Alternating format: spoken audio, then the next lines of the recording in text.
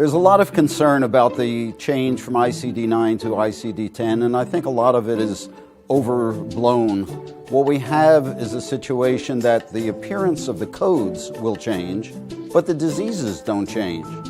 When we think about something as simple as stroke, stroke has always been divided into hemorrhagic and ischemic strokes. But when we talk about ICD-10 and the specificity that's needed, for an ischemic stroke, it becomes important to identify what artery of the brain may be involved, whether it's the patient's left side or right side of the brain, and if in fact there are some deficits, are the deficits going to be on the patient's dominant or non-dominant side? Imagine a physician is talking to a patient, and we have an issue where the patient had some previous rheumatic heart disease and had some calcifications on his mitral valve.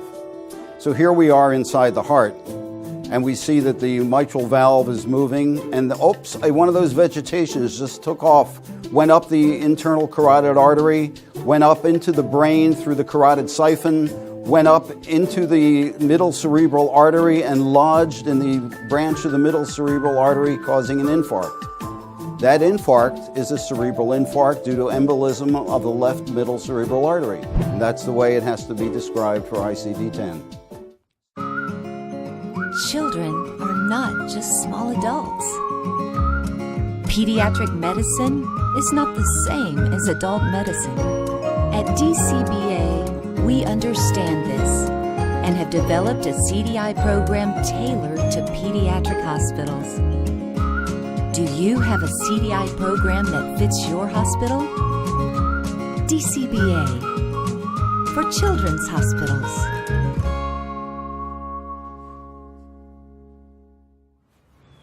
Hi, I'm Samantha. This month's Ask Dcba question comes from Hugh. He asks, once and for all, is an arterial blood gas required to get the diagnosis for acute respiratory failure? I have seen several docs document this on their initial impression in the emergency room. What I'm hearing is, we didn't want to waste time on an ABG and just treated it as if it was present. What do the coders need to code acute respiratory failure? What advice do you have for Hugh, Dr. Gold? That's a good question, Hugh. No, an arterial blood gas is not always necessary with the patient coming through the door.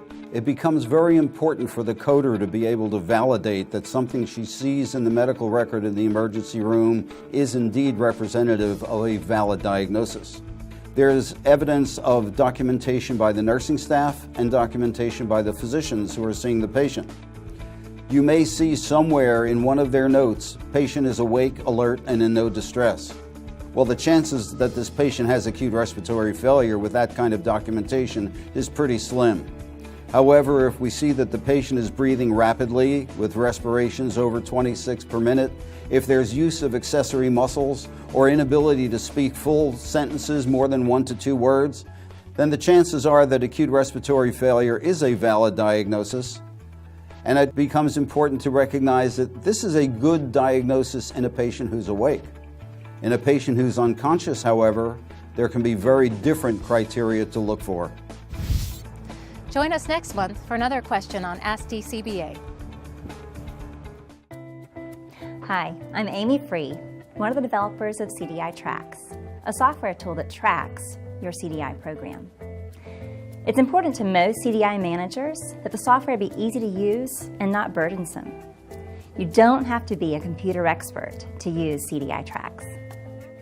CDI Tracks helps the CDS with their daily workflow. It generates a rounding list where the cases eligible for review are divided up among the CDI staff. They can easily identify cases they've designated for follow-up on a given day, as well as new cases they've not yet reviewed. Data entry is simple and intuitive. The data entered into CDI Tracks is then represented in a number of helpful reports. These reports highlight CDS productivity and effectiveness, as well as provider participation and potential needs for education. Then there are overall reports that demonstrate impact of your CDI program. If you'd like a demo of CDI Tracks, please email us at support@dcbainc.com. Do you have a CDI-related question? Go to cditalk.com to become a member. You don't have to be registered to view, but you do have to be registered to post. Registration is easy. Click on Register in the upper right-hand corner of the screen. Choose a unique username. You will be prompted if you have chosen a name that has already been taken. Create a password and then confirm it. Enter your email and confirm that you have entered it correctly. Answer the random security question. Leave this box checked so you can receive email notifications when there are new posts or when your questions have been answered.